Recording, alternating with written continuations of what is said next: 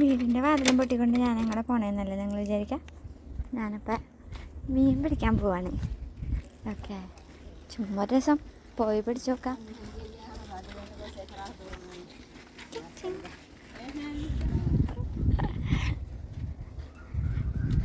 ഇവിടുത്തെ തെങ്ങുകൾക്കൊക്കെ ഇത്ര പൊക്കമുള്ളൂ കേട്ടോ.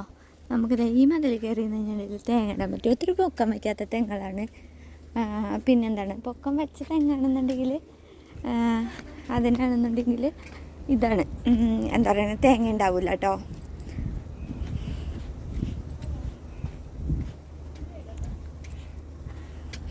പിന്നെ ഇവിടെ കപ്പയൊക്കെ നടന്ന് നിങ്ങൾ കണ്ടിട്ടുണ്ടോ? ഇതുണ്ടോ കപ്പയൊക്കെ നട്ടേക്കണത്? ചുമ്മാ കുത്തി വെച്ചേക്കാണ്. ഇതിൻ്റെ അകത്ത് ഉണ്ടാവും, കുറച്ചൊക്കെ ഉണ്ടാവും കേട്ടോ. ഇങ്ങനെയാണ് ഇവിടെ കപ്പ നടുന്നത്. കപ്പയ്ക്കൊന്നും ഇവർക്ക് നടാനൊന്നും അങ്ങനെ തന്നെ അറിയത്തില്ല. പിന്നെ വളരെ നാര് പോലത്തെ കപ്പയൊക്കെയാണ് ഇവിടെ കിട്ടുക കേട്ടോ. പിന്നെന്താണ്, ഇവർക്ക് പൊതുവേ കൃഷിയോട് അങ്ങനെ താല്പര്യമില്ലാത്ത മനുഷ്യന്മാരാണ്.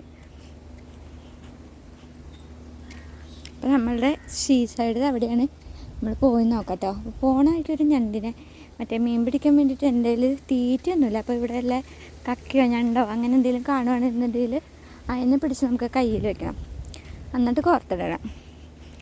എന്നാലാണ് കാര്യം നടക്കുള്ളൂ. നോക്കാം എവിടെയെങ്കിലും വല്ല കക്കകളോ. ഞാൻ ആദ്യം നടന്നോണു. ഈ നടന്നോണ സാധനമാണ് കേട്ടോ ഞാൻ പറഞ്ഞത്. കിങ് കിങ് മീനെ പിടിക്കാമെന്നും പറഞ്ഞുകൊണ്ട് ഞാൻ ഈ ഞണ്ടിനെ പിടിച്ചുകൊണ്ട് പോയിട്ട്, ഞണ്ടല്ല കേട്ടോ, ഇതൊരു കക്കയാണ് കേട്ടോ. അപ്പോൾ ഇതിന് ഞാൻ പിടിച്ചിട്ട്, കാരണം ഇത് തല്ലി പൊട്ടിച്ചിട്ട് കോർത്തിട്ട് കഴിഞ്ഞാൽ നല്ല ഗ്രൂപ്പറൊക്കെ അടിക്കുമെന്ന് പറഞ്ഞു കേട്ടിട്ടുണ്ട്. അപ്പോൾ അതുകൊണ്ട് ഞാൻ അതിനെ പിടിച്ച് കൂടിൻ്റെ അകത്ത് കൊണ്ടുപോയി. അപ്പോൾ അവിടെ ചെന്ന് കഴിഞ്ഞപ്പോൾ നിറച്ച ആൾക്കാർ. അപ്പം സ്വതവേ നമ്മൾക്കൊരു നാണമൊക്കെ വരുമല്ലോ. അപ്പം ഞാൻ പതുക്കെ ഒന്നും അറിഞ്ഞില്ല രാമനാരായണ എന്ന് പറഞ്ഞിട്ട് ഞാനിങ്ങനെ നടന്നു വന്നു.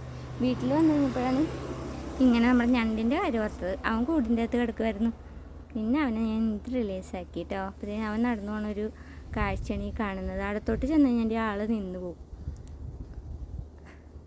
ആളെങ്ങനെ രക്ഷപ്പെട്ട് പോട്ടെ, അവൻ ഇനിയും ജീവിക്കാൻ